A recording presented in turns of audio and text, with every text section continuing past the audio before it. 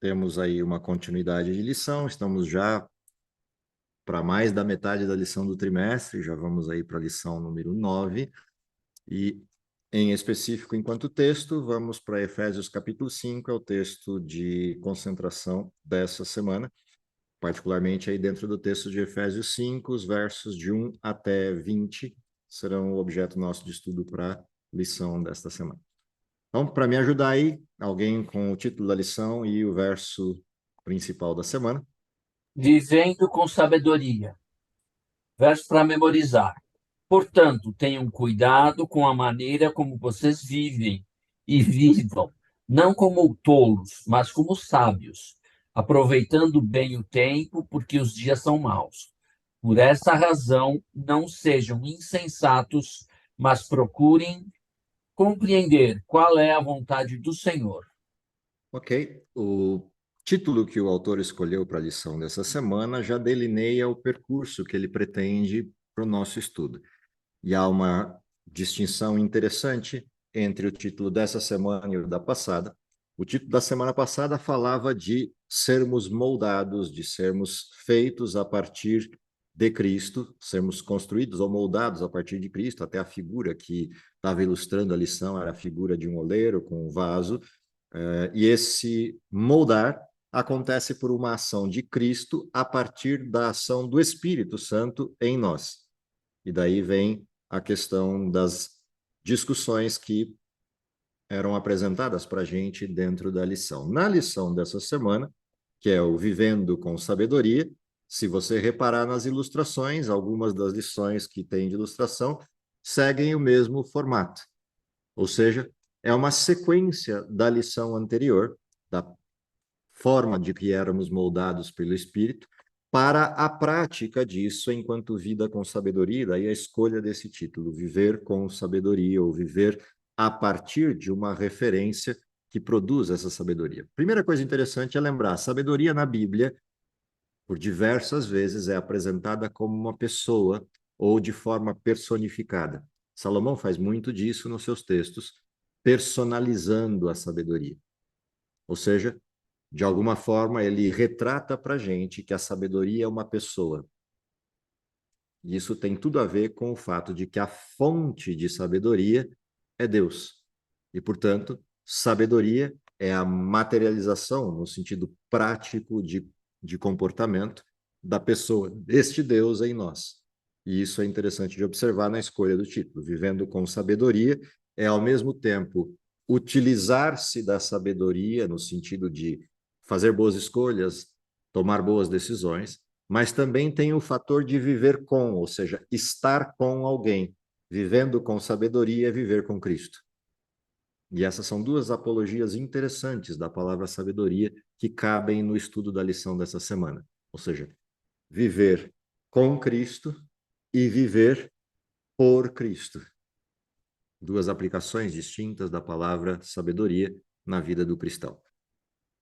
Como disse, os textos de análise são os textos de verso 1 a 20 do capítulo 5. Vamos a eles, dar um repasse aí nesses textos ao longo da semana e antecipá-los hoje para a gente refletir sobre alguns aspectos. Primeiro bloco dos textos vai aí do verso 1 ao verso 2. Acompanha na sua Bíblia aí, a introdução desse capítulo diz: Sede, pois, imitadores de Deus, como filhos amados. Andai em amor, como também Cristo nos amou e se entregou a si mesmo por nós como oferta e sacrifício a Deus em aroma suave. Assim é a introdução do capítulo 5. O que há de interessante nessa introdução, o que há de bonito nessa introdução, além da própria retórica, da própria poesia do texto, são alguns elementos importantes. Primeiro, sejam imitadores de Deus. Lembra que Paulo, certa feita, coloca: sede meus imitadores, como eu sou de Cristo. Quando aqui ele evoca a igreja cristã, sejam imitadores de Deus, como filhos amados, ele traz uma referência importante aqui, que é a relação de Deus como Pai e a nossa relação com ele como filhos. E, portanto, somos imitadores dele como os filhos imitam aos pais. É outra das metáforas de Paulo nesse texto. Ou seja, hajam para com Deus como as crianças agem para com os seus pais, imitando aquilo que eles fazem. É curioso isso, porque as crianças fazem isso como um processo inocente, elas são influenciadas por seus pais, não por um modelo intencional, arquitetado de imitar, mas é natural para elas fazerem isso porque estão convivendo com eles. Em alguns momentos, até elas fazem isso pela brincadeira de ser parecidos mesmos e estarem construindo sua identidade a partir deles. E, portanto, atrás dessa expressão sede imitadores de Deus, vem todos esses aspectos. A convivência, o sentido de proximidade, o pertencimento, o estar com Deus sabendo que somos filhos dele, a admiração que sentimos por esse Deus ao reconhecê-lo como Deus, assim como os filhos, admirando seus pais, tentam imitá-los de alguma forma. Todos esses elementos são trazidos à cena quando Paulo resgata essa metáfora de imitar a Deus como filhos amados. E aí ele traz o maior de todos esses exemplos de, entre aspas, imitação, que é a pessoa de Cristo. Cristo é apresentado aqui como tendo imitado ao Pai, mas olha que referência Paulo escolhe. Ele diz assim: andai em amor, como também Cristo nos amou e se entregou a si mesmo por nós como oferta e sacrifício a Deus em aroma suave. O que aparece aqui na cena é o Pai que temos. Ou seja, quando Cristo imita ao Pai no sentido de entregar-se a si mesmo por nós, isso significa que o Pai se entregou por nós. É de uma outra forma, um pouco mais filosófica, a repetição de um texto de João, porque Deus amou o mundo de tal forma que deu seu Filho, o único Filho, para que todo aquele que nele crê não pereça, mas tenha a vida eterna. É uma outra forma de dizer a mesma coisa, um pouco mais filosófica, estilo de Paulo, para apontar para a gente de que Cristo imita Deus, inclusive na entrega, na manifestação de amor. E por isso, o sacrifício a Deus sobe em aroma suave, e esse aroma suave é o amor. O que significa dizer que a vida do cristão também exala esse aroma suave que preenche a humanidade do mesmo amor de Deus. E, portanto, a exortação de Paulo aqui, sede imitadores de Deus, é espalhem amor. Mas não era mais fácil Paulo já chegar direto e falar assim? Espalhem amor pelo mundo. Sim, mas quando ele retrata a causa desse amor, a referência desse amor, o ato de Cristo se entregar e o ato do Pai entregar seu Filho, ele dá a dimensão desse amor. E a dimensão desse amor é sem medida. Com base nisso, então vem os próximos conselhos. Vamos aí do verso 3 ao verso 8. Quem pode compartilhar a leitura para a gente? Que não haja entre vocês imoralidade sexual, impureza ou ganância. Esses pecados não têm lugar no meio do povo santo.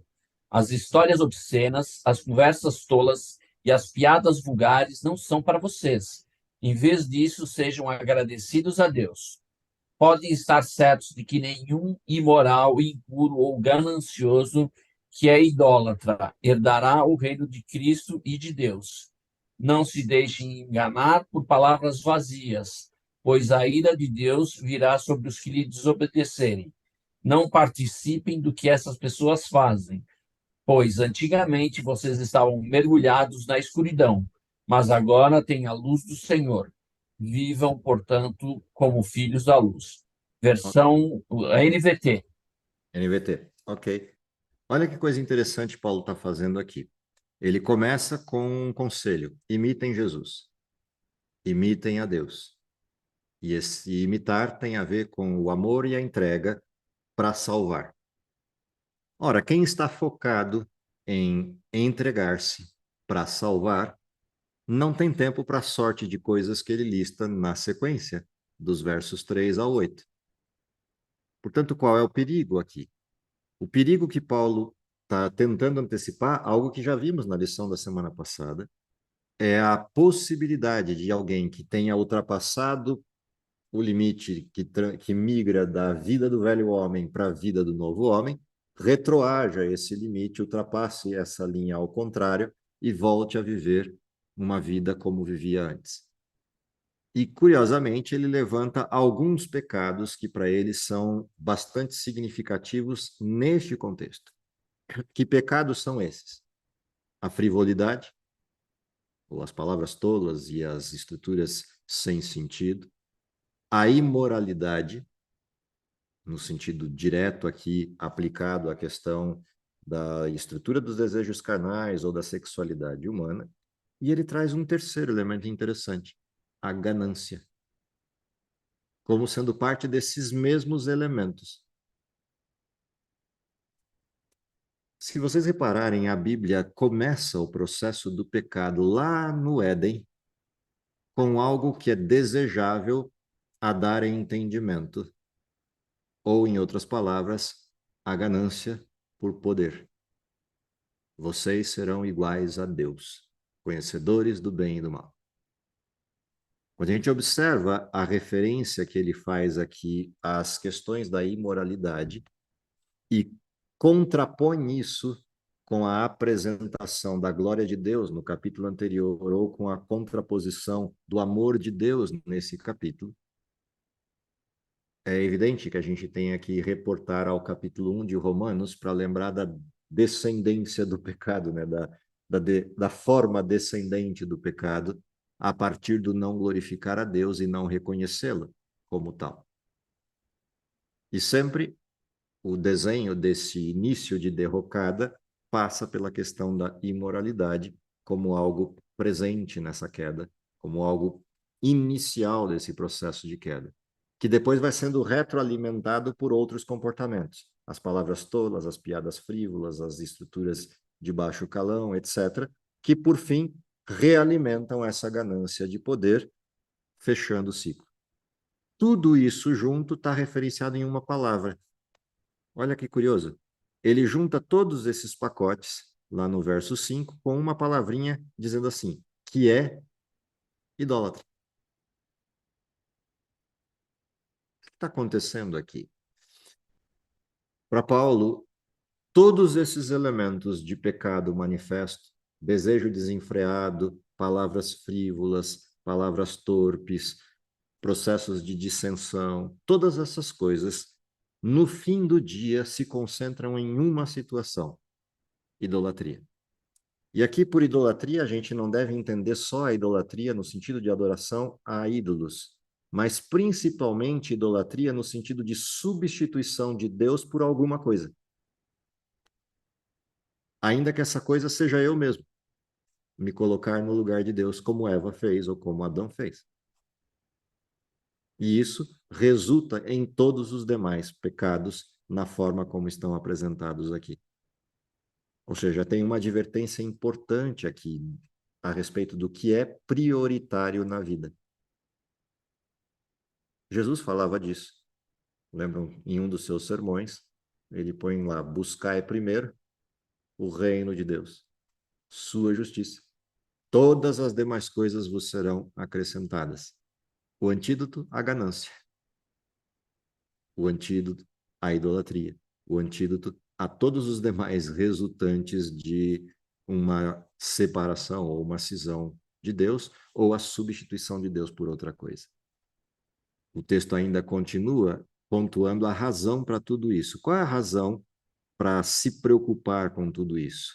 Um dia, em outro tempo, vocês estavam em trevas. Agora vocês são luz no Senhor. Portanto, só tem um jeito de ser luz e continuar sendo, é continuar caminhando assim. Andai como filhos da luz. Aqui está a conclusão positiva dessa lista negativa, mesmo estilo de escrita do capítulo 4.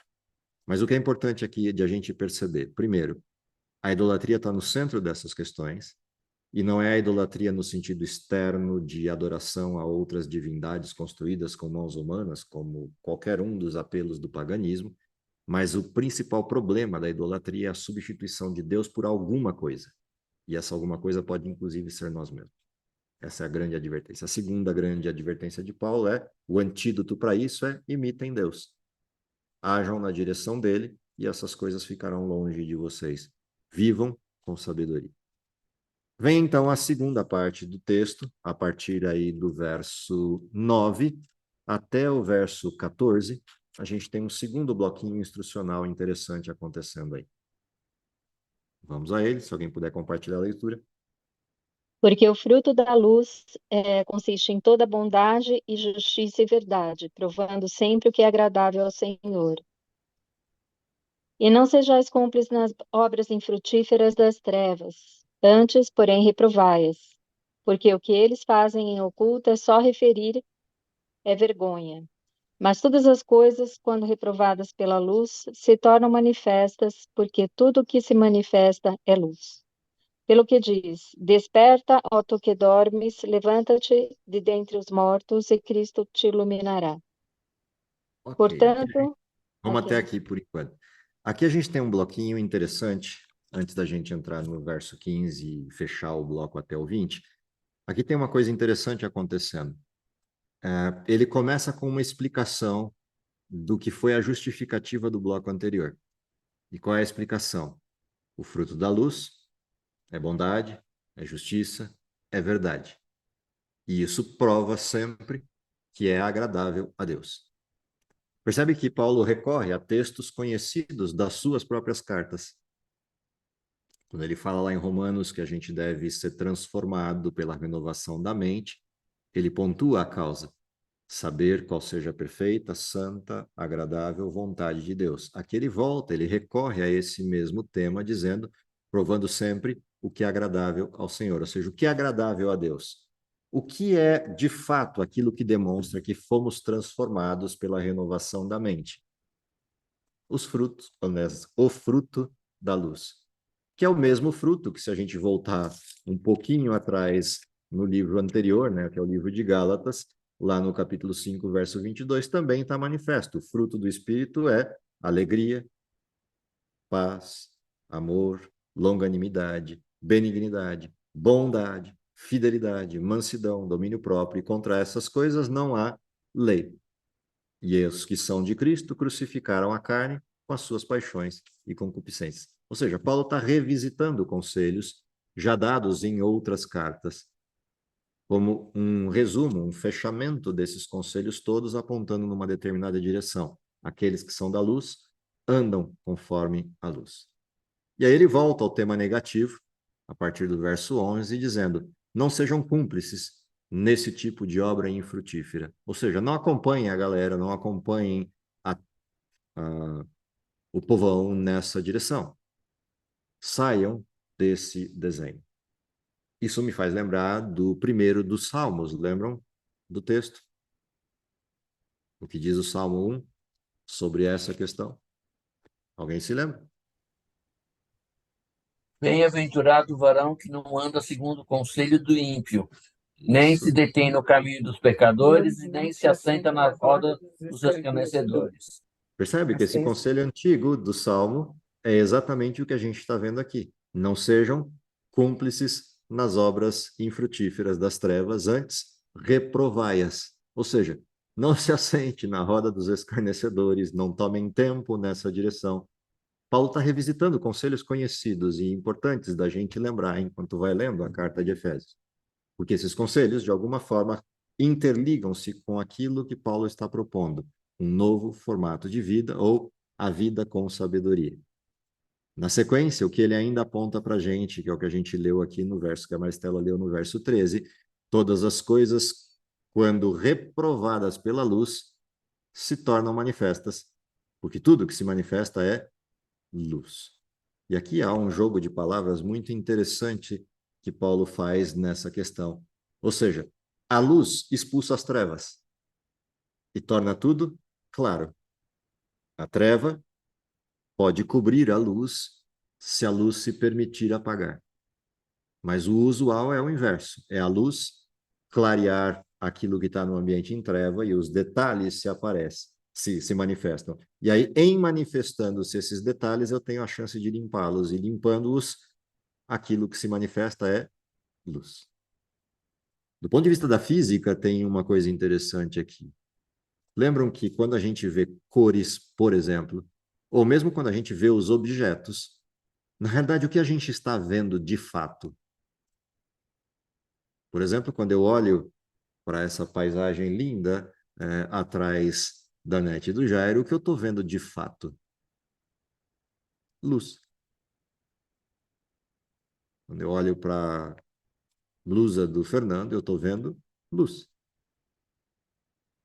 A cor é uma reflexão, uma devolução da luz que incidiu sobre ele. O que Paulo está falando aqui? Ele está fazendo uma metáfora com uma coisa da física. A luz manifesta todas as coisas. Ou seja, vemos o reflexo dessa luz, e se essa luz vem de Cristo, que os outros veem em nós. Já não nos veem, vem o Cristo. Se a gente lembrar, a apresentação de Jesus na Terra tem exatamente o mesmo formato. Lembra no verso 14 de João, capítulo 1? O Verbo se fez carne e vimos a sua glória, glória como unigênito do Pai.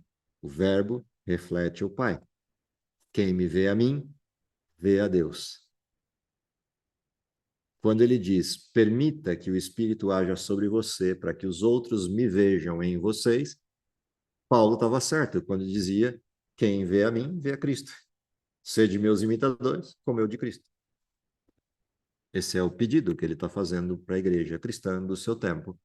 E aí ele faz um apelo veemente, reportando-se a um texto antigo da Bíblia, que é o verso 14, quando ele diz, desperta, ó tu que dormes, levanta de entre os mortos e Cristo te iluminará. Esse convite ao despertamento, esse convite a um despertar, esse convite a acordar do sono dos mortos e permitir que Cristo ilumine, é a transformação esperada do velho homem. Ou seja, eu devo morrer para a vida de pecados, ressurgir em novidade de vida. É o sentido do batismo, inclusive, essa expressão. O batismo nada mais é do que isso. Morre o velho homem, ressuscita em novidade de vida. Dentro desse contexto vem o último bloco do estudo dessa semana, que são os versos 15 a 20. Se alguém puder compartilhar a leitura e a gente fecha esse pacote. Vamos até o 21, embora o 21 não esteja no escopo da semana, mas ele fecha pelo menos o bloco do livro de Efésios 5, a primeira parte. Então, do 15 ao 21, se alguém puder compartilhar. Viver pelo poder do Espírito. Portanto, sejam cuidadosos em seu modo de vida. Não vivam como insensatos, mas como sábios. Aproveitem ao máximo todas as oportunidades. Aproveitem ao máximo todas as oportunidades nesses dias maus. Não ajam de forma impensada, mas procurem entender a vontade do Senhor. Não se embriaguem com vinho, pois ele os levará ao descontrole. Em vez disso, sejam cheios do Espírito, cantando salmos, hinos e cânticos espirituais entre si e louvando o Senhor de coração com música. Por tudo deem graças a Deus, o Pai, em nome do nosso Senhor Jesus Cristo. Sujeitem-se uns aos outros por temor a Cristo. Percebe? Há uma série de conselhos importantes aqui sobre como ser possível, ou seja, como tornar possível tudo aquilo que de negativo deve ser retirado ou afastado da vida do cristão. Então, a primeira coisa que ele traz como conselho positivo é aproveitem o tempo e não sejam imprudentes. A vida é cheia de oportunidades, mesmo os dias sendo maus. Aproveitem essas oportunidades, abracem essas oportunidades e desenvolvam-se na direção da sabedoria, na direção da luz, distanciando-se da loucura da imprudência. Na carona desse conselho, o que ele traz? Dentro dessa perspectiva, um dos elementos que distorce a realidade é a entrega aos vícios. Ele usa um exemplo de vício aqui, não vos embriagueis, mas esse não é o único vício. Há uma série de outros elementos disponíveis que distorcem a mente, distorcem o pensamento. E, portanto, ao usar essa expressão, não vos embriagueis com vinho, no qual há dissolução, mas enchei os espíritos, ou seja, Enquanto os vícios vão produzir discórdia, vão produzir separações, vão produzir uma série de efeitos negativos, eles deveriam estar, entre aspas, embriagados do Espírito. O enchei-vos do Espírito aqui tem uma contraposição à embriaguez. Portanto, em vez de você ficar bêbado com vinho, fique bêbado do Espírito. Uma metáfora dessa natureza, Paulo está trazendo à tona. Óbvio, uma metáfora, porque não dá para ficar bêbado do Espírito, mas dá para ficar, no sentido de comparação, com o êxtase de felicidade semelhante àquele que a embriaguez forneceu. Só que a embriaguez vai produzir dissolução, e o êxtase, no sentido da entrega ao Espírito e a alegria que vem dele, vai produzir edificação. E aí ele traz na sequência o quê? Falando entre vós salmos, cantando cânticos espirituais. Ou seja, mantenha a mente ocupada com as coisas de Deus. Mantenha a mente ocupada com o estudo da palavra de Deus. Mantenha as suas emoções ocupadas com emoções que venham das coisas de Deus. Em outras palavras, é isso que Paulo está dizendo. E se a gente mantiver a mente sempre focada dessa forma, o resultado vai se reproduzir nas nossas ações. Porque não tem como você estar com a mente cheia de Deus e agir de outro jeito. Porque a sua ação natural será aquela que você está cheio. Em outras palavras, também a gente pode ler isso como a boca fala do que o coração está cheio. A mesma expressão que Jesus usou. Dando sempre graças por tudo. Percebe que a expressão de dar graças é algo presente nos textos de Paulo. Em tudo dai graças, sempre dando graças por tudo. Essa é uma expressão que precisa ser compreendida de forma adequada. Nós não damos graças a Deus pelas desgraças que acontecem. Mas, apesar das desgraças que acontecem, damos graças a Deus. A expressão de Paulo precisa ser lida da forma correta para a gente não falar besteira ou não fazer besteira nessa direção. Ou seja, não temos que agradecer por alguma coisa ruim que aconteceu. Temos que agradecer porque, apesar dessa coisa ruim que aconteceu, temos um Deus que nos ampara. E que um dia nos vai explicar essas coisas ou apresentar respostas àquilo que hoje não temos resposta. É nesse sentido que Paulo pontua: em tudo dai graças, ou seja, mantenha um coração grato a Deus pelas coisas que ele faz e mantenha a esperança em Deus de que aquilo que não tem resposta um dia terá. Esse é o coração de Jó. E é nisso que esse texto se baseia para em tudo a gente ser grato. E aí, em nome do nosso Senhor Jesus Cristo, sujeitando-vos uns aos outros no temor a Cristo. Ou seja, se eu entendi o que Cristo fez por mim, eu entendi o desgraçado que eu sou, o meu olhar para com os outros vai ser um olhar de misericórdia por entender que os outros são iguais a mim, ou melhores do que eu, nunca piores do que eu. É assim que Paulo tentava olhar para o mundo e é assim que ele descrevia o seu entorno. De todos os pecadores, ninguém é maior do que eu. Essa percepção levava a um comportamento semelhante ao de Cristo, no sentido da misericórdia para com todos, no sentido do sujeitar-se aos demais. Lembrando que o sujeitar-se aqui não é subserviência, o sujeitar-se aqui é a oferta de ajuda, é o estar disponível, é o estar sempre pronto a poder ofertar ajuda.